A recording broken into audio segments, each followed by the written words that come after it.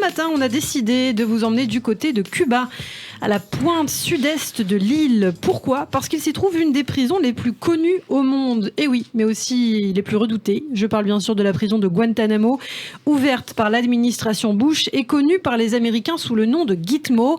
Alors quel intérêt d'en parler ce matin ? Eh bien tout simplement parce qu'elle est actuellement, cette prison, au cœur de discussions gouvernementales américaines. En effet, le nouveau président américain Joe Biden souhaite la fermer. Il faut dire que déjà en 2005, le nouveau locataire de la Maison-Blanche, qui était vice-président, réclamait sa fermeture, tout comme Barack Obama, qui n'y est lui jamais parvenu malgré sa promesse de campagne. L'occasion donc de revenir sur cette prison ultra controversée, qualifiée même d'hors-la-loi. Pour en parler, Christophe Zard est toujours avec moi en studio. Alors dites-nous, Christophe, que compte faire Joe Biden ? Eh oui, Joe Biden, le nouveau président américain, souhaite fermer l'emblématique prison de Guantanamo, fort d'une majorité sur le fil au Congrès. Interrogé lors d'une conférence de presse sur une fermeture possible de cette prison avant la fin de son mandat, le porte-parole de la Maison-Blanche, Jen Psaki, a ainsi déclaré que c'est assurément son objectif et son intention. Nous avons entamé un processus avec le Conseil de la sécurité nationale pour travailler avec les différentes agences fédérales et évaluer la situation actuelle. Et il faut dire que durant sa campagne présidentielle de 2016, Donald Trump avait, lui, affiché sa volonté de garder ouverte la prison de Guantanamo et de la remplir, je cite, de mauvais gars. Le républicain avait d'ailleurs conservé cette position une fois élu, on y reviendra.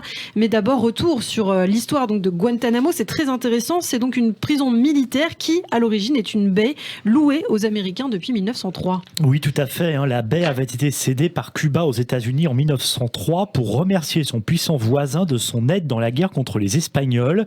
Située sur un terrain de 121 km², tracé au cordeau et actuellement loué par le gouvernement des États-Unis à Cuba. Cette location est effective depuis le 23 juin 1903 sous la présidence de Theodore Roosevelt et est inaccessible sauf par consentement des deux parties. Pour information, un loyer de $4 085 est payé tous les ans par chèque à Cuba. Un loyer refusé depuis 1959 par le régime castriste qui nie l'autorité de Washington sur ce bout de terre. Et le potentiel de Guantanamo n'est donc réellement exploité qu'1 siècle plus tard, après les attentats du 11 septembre 2001. C'est à ce moment-là qu'elle est construite. Oui, sous l'administration de George W. Bush, la base devient un camp de détention de prisonniers. Les 20 premiers détenus débarquent à Guantanamo quelques mois après l'attaque du World Trade Center. Ils arrivent le 11 janvier 2002. Parmi eux, figure Khaled Sheikh Mohammed, le cerveau autoproclamé des attentats du 11 septembre 2001. Et au total, 779 personnes différentes ont donc été détenues à Guantanamo pour leur lien présumé avec Al-Qaïda et les talibans, dont 7 Français. La plupart des prisonniers, il faut le dire, sont originaires de 19 pays, dont plus de la moitié du Yémen, mais aussi de l'Afghanistan, d'Arabie Saoudite, d'Égypte, du Pakistan, de Chine et de Russie. Mais il ne subsiste aujourd'hui qu'une quarantaine de prisonniers dans la prison, dont 26 sont considérés comme trop dangereux pour être libérés. C'est vrai, mais cela n'a pas toujours été le cas. Par exemple, quand Barack Obama prend ses fonctions en janvier 2009, on compte 242 prisonniers à Guantanamo. Obama a donc sensiblement réduit le nombre de détenus s'y trouvant en les transférant dans des pays tiers. On l'a dit, un camp de détention, certes, mais une prison qui a surtout permis de contourner les droits auxquels les détenus auraient pu prétendre sur le sol américain ou même comme prisonniers de guerre au nom des conventions de Genève. Vous avez raison, c'est d'ailleurs la raison pour laquelle Guantanamo suscite tant de controverses. Il faut savoir que les 3/4 des prisonniers là-bas n'ont fait l'objet d'aucune inculpation ou poursuite, mais ça devrait évoluer car l'an prochain va s'ouvrir enfin le procès des 5 hommes accusés d'avoir planifié les attentats du 11 septembre 2001.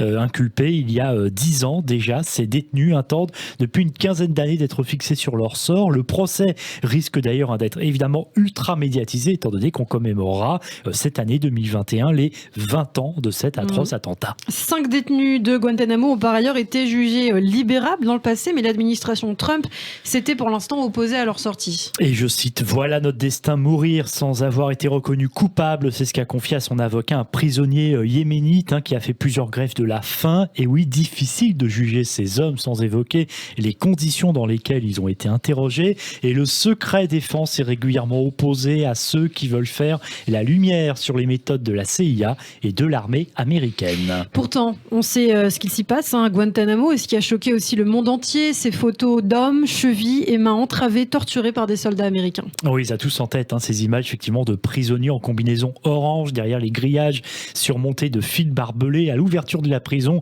les cellules individuelles étaient de 2 mètres carrés sur 2. À ce jour, les détenus peuvent être interrogés à n'importe quel moment du du jour ou de la nuit. Et lorsqu'ils sont déplacés, ils ont les mains et les pieds menottés et un sac de toile est placé sur leur tête pour les empêcher de voir. On connaît aussi les secrets des tortures pratiquées à Guantanamo, une lumière allumée donc 24 heures sur 24, des séances de gavage de prisonniers en grève de la faim. Beaucoup de détenus, il faut le dire, se sont d'ailleurs suicidés durant leur incarcération. Dès janvier 2002, la prison, qui devait accueillir les pires parmi les pires, selon les mots du vice-président Dick Cheney, a donc incarné aux yeux du monde les excès dans la guerre totale menée par les États-Unis contre le terrorisme. Les conditions de détention sont en effet très critiquées sur la scène internationale par les organisations de défense des droits de l'homme. Le 25 mai 2005, Amnesty International publie ainsi son rapport annuel dans lequel elle qualifie Guantanamo de goulag moderne. Et puis l'année d'après, en 2006, plus de 400 intellectuels, artistes, activistes du monde entier signent une pétition qui demande la fermeture des centres de détention américains à Guantanamo. Et on peut citer en exemple le camp X-Ray, le premier à avoir accueilli des détenus en 2002. Donc. Et aujourd'hui, Ilana, ce camp est désaffecté. Les baraquements, les miradors sont recouverts de végétation. Mais il a été décidé de laisser le site en l'état pour les organisations de défense des droits de l'homme. C'est une scène de crime où la torture aura été pratiquée sans doute jusqu'en 2009. Et le moment où l'administration Obama officialise finalement l'interdiction de la torture par les troupes américaines. D'ailleurs, Guantanamo n'a reçu aucun nouveau prisonnier depuis 2008. C'est vrai, mais on l'a dit aussi au début de cette chronique, la prison est toujours malgré tout en activité. Pour rappel, il y a 3 ans, en janvier 2018, Donald Trump avait signé un décret sur son maintien en fonction. L'administration Trump avait même annoncé vouloir garder le lieu ouvert pour 20 ou 30 années encore. Une prison qui a par ailleurs aussi un coût. En 18 ans de fonctionnement, Guantanamo a déjà coûté 6 milliards de dollars aux contribuables américains. Guantanamo mobilise 1800 soldats quand même et 300 employés privés. Oui, avec un personnel non permanent et une rotation des gardiens tous les 9 mois. Selon la presse américaine, Guantanamo coûte 13 millions de dollars par an et par prisonnier. Le séjour d'un militaire là-bas revient donc à peu près à 100 000 dollars. Oui, les militaires qui gardent les prisonniers à Guantanamo. Et Guantanamo coûte cher parce que c'est loin de tout aussi et c'est isolé, Christophe. Au total, la base compte 6 000 habitants comme une petite ville sans aucune relation avec Cuba. Les soldats américains en mission là-bas ne peuvent donc absolument rien acheter à cause de l'embargo politique et économique. Tout ce qui arrive ici, donc du coup, coûte cher. La moindre chose qu'ils mangent d'ailleurs arrive réfrigérée via un porte-container ou par un avion frigorifique qui atterrit sur place chaque semaine. Situation donc toujours aussi compliquée à Guantanamo. Aujourd'hui, le nouveau président américain Joe Biden exige sa fermeture. Sera-t-il entendu par la justice? C'est la question qui reste en suspens. Et nous suivrons bien évidemment ce dossier de très près. Et puis ce procès qui va arriver dans quelques mois alors que nous commémorons les 20 ans, vous l'avez dit, de l'attentat terroriste du World Trade Center, attentat qui avait fait quand même plus de 3000 morts et des dizaines de milliers de blessés. On y reviendra évidemment sur Radio J. Merci Christophe Dard d'avoir contribué à ce billet.